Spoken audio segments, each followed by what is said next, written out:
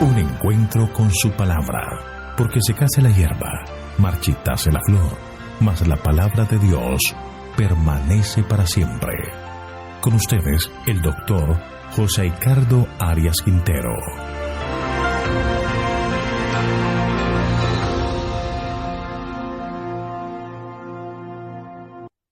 Hoy vamos a estudiar Jeremías capítulo 47, profecía sobre los filisteos. Vamos a orar. Eterno y bondadoso Dios, gracias te damos, Señor, por tus bendiciones. Gracias por la noche, el amanecer y el día que nos das para hacer tu voluntad. Pedimos en este momento que al abrir la Escritura podamos estudiar más de tu amor, de tu misericordia, podamos comprender tu gracia y tu justicia, porque necesitamos para fortalecer nuestra fe, entender cuánto nos amas. Gracias, Señor, por tus bondades, pues lo pedimos en Jesús. Amén. El capítulo 47 de Jeremías contiene la segunda declaración poética con un juicio divino, ahora contra los filisteos. Estos fueron los eternos enemigos de los hebreos. Son cientos de relatos y batallas que habían entre estos dos pueblos que para la época de Jeremías estaban ubicados en lo que hoy es la Franja de Gaza. Los filisteos eran los vecinos cercanos de los hebreos. En una oportunidad ellos tomaron el arca del pacto y se la llevaron como botín de guerra. Durante el tiempo que ellos tuvieron el arca del pacto de los israelitas, que contenía las tablas de la ley, muchos hechos milagrosos ocurrieron que mostraron el poder y la superioridad del Dios de los hebreos. Tuvieron muchas evidencias del verdadero Dios, pero no hay ningún relato especial que nos diga que los filisteos se arrepintieron de sus pecados o decidieron adorar al Dios verdadero, o que ellos hayan aceptado que Dios fuera su gobernante o su Dios nacional o personal. Por el contrario, aunque tuvieron toda la evidencia clara ante ellos, no quisieron adorar al verdadero Dios. Por eso el juicio de Dios es sobre ellos. No tienen excusa. Es un mensaje de Dios directamente contra los filisteos antes de su destrucción, ante los ataques del faraón y posteriormente el ataque final y fulminante de los babilonios. Leamos el versículo 1. La palabra del Señor que vino al profeta Jeremías acerca de los filisteos antes que el faraón destruyera a Gaza. Un dato interesante sobre los filisteos. Los filisteos no son de raza semítica, sino indoeuropea. Se instalaron en la costa de Canaán, denominada después por los griegos Palestina, en el siglo XII a.C. Después de haber sido rechazados por Ramsés III cuando pretendían establecerse en la desembocadura del delta del Nilo, formaban parte de los llamados pueblos del mar que aparecen en las inscripciones egipcias. Procedían del Asia Menor y nunca pudieron asimilar la mentalidad semítica. Sobre todo, jamás aceptaron la circuncisión. Después de siglos de luchas contra los hebreos, se da la sentencia contra esta nación. La referencia se hace a una batalla que no es muy clara de describir. Gaza era el centro comercial más importante de Palestina. Estaba en el extremo sur de la fértil llanura filistea, en la convergencia de dos grandes carreteras principales de Palestina. En una se dirigía las riquezas de hierro y cobre de Edom, y la otra era el camino al mar. Con la conquista de Gaza, cualquier faraón que invadiera Palestina habría conseguido un punto desde el cual podría dominar la costa, proteger sus comunicaciones con Egipto y fiscalizar buena parte del comercio del país.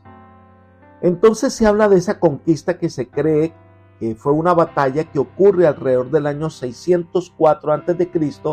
en las incursiones del faraón Necao sobre el territorio asirio y la batalla en la que murió Josías. Ahora es de notarse el hecho de que este mensaje fue dado antes de que Faraón destruyera Gaza. Lo que el profeta está haciendo es una predicción, una advertencia a los filisteos acerca del desastre inminente. Aunque el versículo 1 menciona al Faraón y lo que hace, los versículos 2 al 7 describen la invasión por los babilonios, que fue más prolongada y mucho más seria en su alcance. Miremos los versículos 2 al 4. Así ha dicho el Señor: he aquí avanzan aguas del norte, se convierten en torrente, inundan la tierra y su plenitud, la ciudad y sus habitantes. Entonces los hombres gritan y gime todo habitante de la tierra por el estruendo del galope de los cascos de sus corceles, por el retumbo de sus carros y por el chirrido de sus ruedas. Por la debilidad de sus manos, los padres no se vuelven a mirar a sus hijos a causa del día que viene para destruir a todos los filisteos, para exterminar a Tiro, a Sidón y a todo aliado que haya quedado con vida. Porque el Señor destruirá a los filisteos, a los sobrevivientes de la isla de Caftor. El profeta describe al invasor del norte como un torrente desbordado que lo anega todo a su paso. Este símil demuestra la consternación que produce la invasión de Babilonia, tanto que los padres, en su afán de buscar refugio, se olvidan de sus hijos. Lo que hace entonces el relato es mostrar que esta es una profecía que se dio mucho antes que el faraón llegara a Gaza y que se desarrolló en castigos más grandes que habrían de sufrir a manos de los babilonios. Se describe el alcance de la destrucción que traerían sobre el pueblo de los filisteos que se establecieron a la orilla del mar. Tiro y Sidón estaban en la llanura norte de los filisteos, eran sus aliados. La costa de Caftor es la costa de Creta, donde los filisteos habían emigrado. Es decir, esta destrucción será total, serán arrasados completamente. Leamos el versículo 5. Sobre Gaza ha venido rapadura de cabeza, Ascalón ha sido silenciada, oh sobreviviente de los gigantes, ¿hasta cuándo se sajarán? Aquí se menciona a Ascalón como una de las ciudades principales de los filisteos. Al parecer es una referencia a la destrucción de la ciudad, destrucción que fue tan completa que el sitio quedaría raído. Noten ustedes que hablan de los descendientes de los gigantes.